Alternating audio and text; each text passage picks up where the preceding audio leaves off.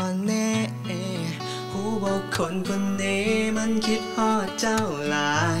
วันนี้เขามีนักเรียนใหม่มาเรียนกับพวกเขาทุกเรื่องได้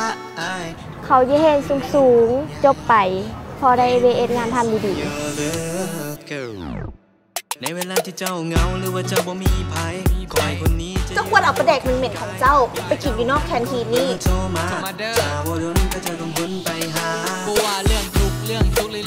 ฉันถามแท้นี่ตัวมาเฮียหรือตัวมาหาแฟนนี่